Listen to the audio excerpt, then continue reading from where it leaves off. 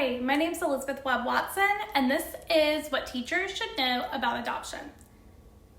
I'm with the Department of Early Child Care at Chattahoochee Technical College, and this is for Professor Maria Abercrombie's class, ECCE 2202, Social Issues and Family Involvement. Today is February 1st, 2025.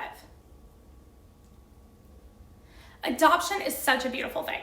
Adoption is when a child is no longer able to be cared for by their parents. Therefore, another family member has taken on the legal responsibility for the child. This can be for several reasons. Maybe the birth parents were young teenagers. Perhaps the child was in a dangerous situation and mistreatment was playing a part. Or perhaps even the parents have passed away. There's so many reasons adoption can happen. Normally, children are adopted before the age of 5. However, children can be adopted at any age, birth through 18 years old. A child might be adopted by someone they've never met before, or maybe they've been adopted by a family member that's stepping up to the plate to care for the child as their own. There are many ways that adoptions can work.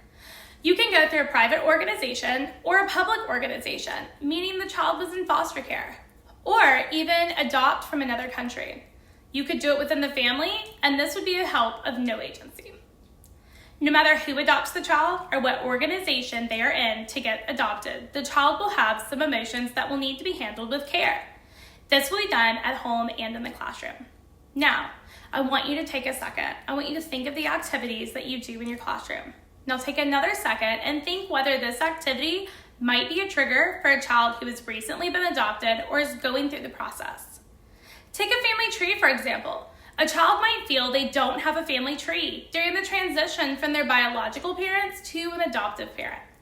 What about asking to bring in a family photo or a baby photo? Some children might not have one. I think back to the movie The Blind Side, where at the graduation, they found a picture on the internet and passed it off as Big Mike so that he would feel just like the other kids on that day. You want to have a plan for when the child expresses these feelings. Triggers can happen at any time, and they don't always have to be tied to something. This is why it's important to work closely with the parents and make the transition easier for the child. If a child is very open about their adoption with their peers, you can even have an adoption day, add it to the birthday calendar, and let them feel important on that day as well.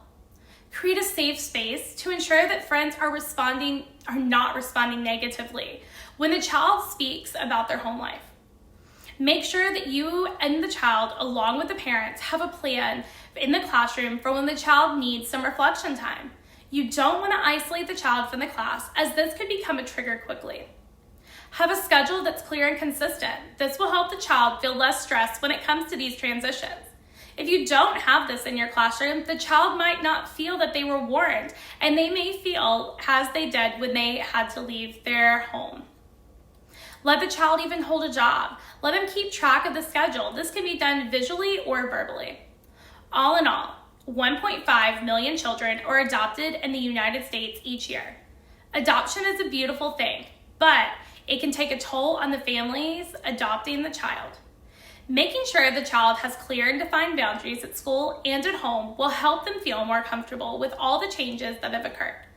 Don't be afraid to give the parents resources, and don't be afraid to take the resources that the parents want to give you. Working together is in the best interest of everybody in the situation.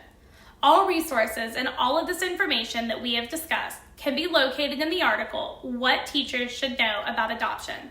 Thank you so much, and I hope you learned something today.